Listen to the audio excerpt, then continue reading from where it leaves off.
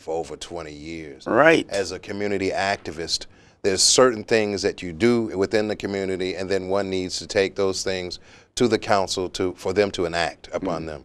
And so in order to move the county forward, I have the most extensive background, understanding, and knowledge. And so I decided to run so that I can do the will of the people. So what are some of the points that you feel that needs immediate attention?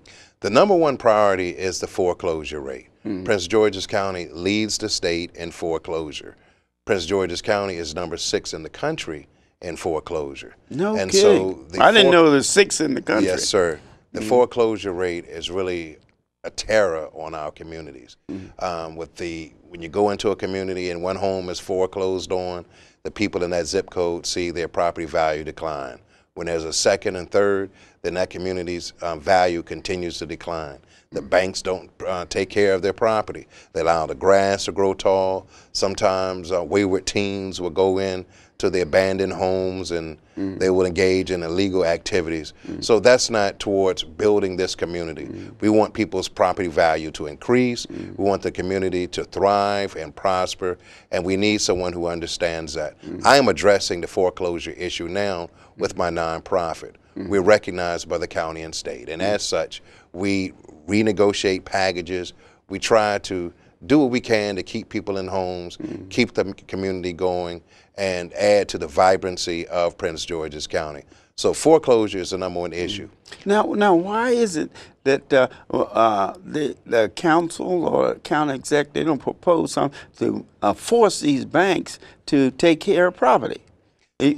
Well, that's one of the reasons why I'm running. We need to have someone with courage, someone with vision, someone with understanding. We cannot have people to continue to stand on the sidelines to watch problems fester. We must get off the sidelines. We must roll up our sleeves and do the work. And one of the things that I want to do is to introduce legislation to target the lending institutions and the banks that seek to destroy our community by predatory lending, by deceptive lending practices. And of course, the group that they are really targeting, they meaning the lending institutions, are our elders, our seniors. Yes. They're going after them. I know of an instance in which there's a woman who is 83 years old, home has been paid for 20 years. No She needed kidding. to get a roof. And she thought she was signing a loan for one amount, and she didn't read the thick contract or didn't understand it, or was deceived in signing something that she did not understand. She ended up losing that home because there was a balloon payment, and as a result of that, she lost that house. And it really tears you up to learn of these circumstances. But I understand it, and I'm going to fight, and I'm going to weed it out, and I'm going to eliminate it. And that's what we need, and that's one of the reasons why people are coming aboard and working very hard to get me elected. Yes, because that's so very important. Here, it was a lady in her 80s. Now, a home been paid for for 20 years. Yes, sir. Can you believe that? And she needed a roof. Needed a roof. And the banks took her house. Took her home. Took her home.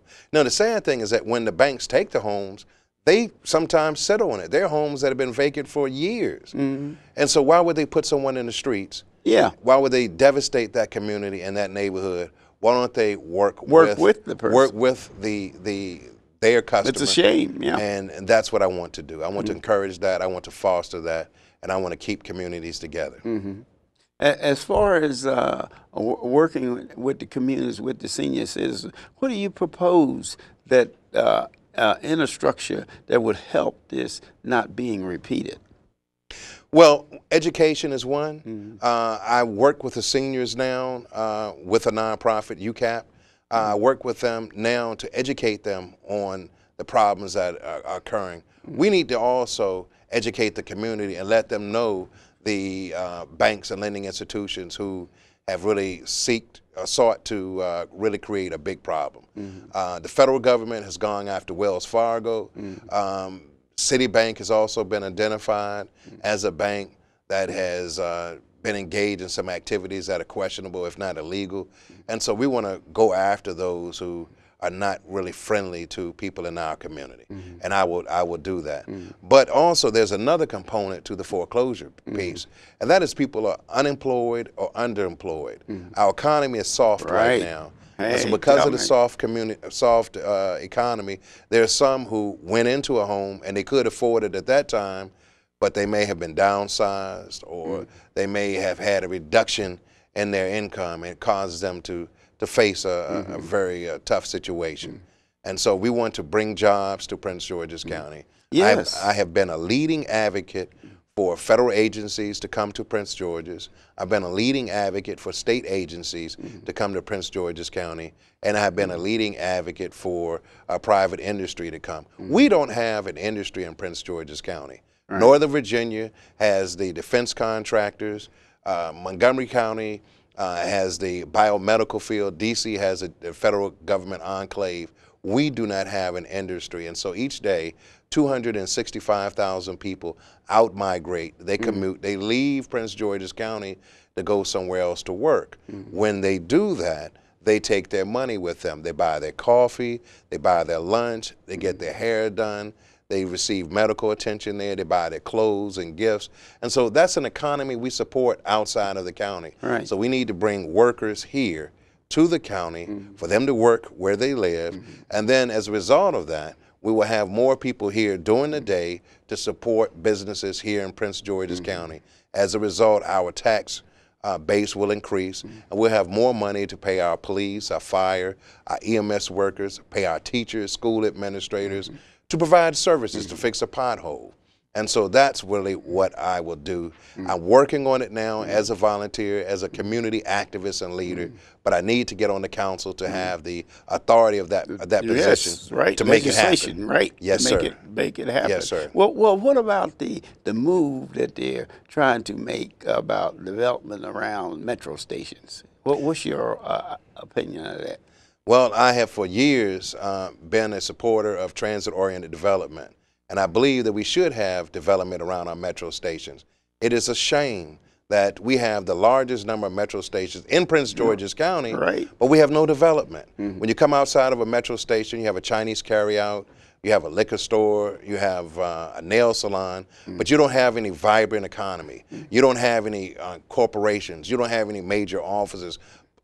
Our metro stations should be a place for trade and commerce, but rather in Prince George's County, our metro stations have become a place for people to kiss and ride. That is, they park their car, they kiss their kids, kiss their spouse, and then they go out of the county. And that needs to change. That needs to change. In fact, I was a leading proponent of a state agency. In fact, Governor O'Malley promised to my civic group that he would bring a state agency, and a year ago in June, he announced that that agency would be housing and community development. That agency presently is in Crownsville, which is in Anne Arundel County. So that's going to come to Prince George's County. Now I'm hopeful that it will come to my district, District 6, but nevertheless, we want it to come. The most important thing is that it comes to the county. We're not going to stop it from coming if it doesn't happen in 6. We want it to come to the county, and we want to work as a team to make that happen. But we're hopeful that it does come to 6, and we hope that it comes in the county sooner than later. Okay, great. Well, give us your opinion about the crime problem. The crime rate is far too high. We're having too many murders. We have, in addition to the high number of crimes, the perception of crime being bad in Prince George's County is sad. We need to step up our efforts. And part of the problem for the crime is that you find that wherever there's high crime, you find that there are high numbers of people who are unemployed and underemployed. And so right now, with the economy being as bad as it is, you have desperate people doing desperate things. And so we have to be serious about economic development. We have to be aggressive about bringing in business. We have to be aggressive about creating good paying jobs. We need to put people to work. When people are working, they don't hang out and drink all day. They don't use drugs because they don't want to lose their job. They don't want to lose their clearance, their security clearance and that type of thing. And they can't hang out all night because they know they have to report to work in the morning. Well, there's an organization in, I think it's in Seat Pleasant called Patriots. Yes, sir. That they're teaching young men trades. Yes, sir. Preparing them for what you're saying, jobs. Yes, sir. Now, I'm very familiar with the Patriots Technology Center. Yes. It's a fine program headed by Mr. Thurman Jones. Right. And they work with kids. They teach them robotics. They teach them animation. They teach them how to design computer games. You know, kids sit and play on computer games all day. All day, right. But they teach them you can do more than that. Rather than just say that you are the best Madden player, then you can design your own game so that you can earn. Right. And so they do that, and I'm just amazed at what they do. I'm a strong supporter of that program. Yeah, and a terrific program. And I want to see them get more funds. Yeah, yes. Getting more fun. Another organization like volunteers, you know, it's a group of evolutionary elders. Yes, sir. Dr. Eugene Williams. Yes, sir. Is in charge of that, and it's a group of. Now, he's a professor at Howard University, his wife is, and they have this program where the elders, they have time, they're retired and they want to develop a program where they can get involved with the young people, pass on some of the knowledge. That program, Mr. Eugene Williams is working with, is I think is the gap that we need between the seniors and the young people. Yes, sir. I fully agree. Programs such as that are very, very good. And I applaud Mr. Williams for what he's doing and those who are part of that group. You know, there's a lot of knowledge, experience that they have. There's a lot of wisdom that they have. And the kids now want that. They want structure. They want to be loved. They want to feel loved. They want to be mentored. And so when you have Mr. Williams and others come in and show that they care, and they're able to teach traditions.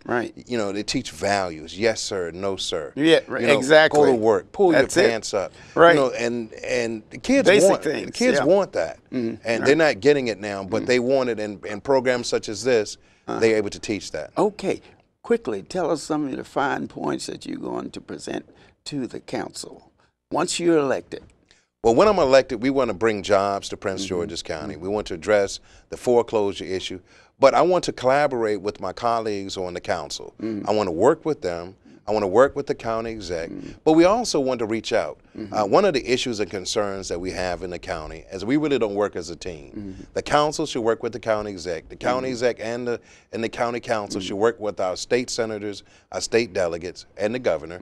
And then we need to work with our U.S. senator and our Congress people. Together we can address our issues. Hey, that's the way to go. Yes, sir. And in the political system, we have an example, you know, where they're not doing that. Yes, and sir. the people suffer. So people going into office now, they got to realize they got to work and compromise. Yes. I think you got a terrific point there. Yes. And wish you all the luck. Thank you so in much. the coming election. So what you want to do, you want to listen to what this we need young men like Arthur Turner here, right? Yes, sir. And Turner he's bringing something, and we need young people on there. And when you go to the polls, think about it. And remember, Mr. Turner is one of the young men that we need. See you next time.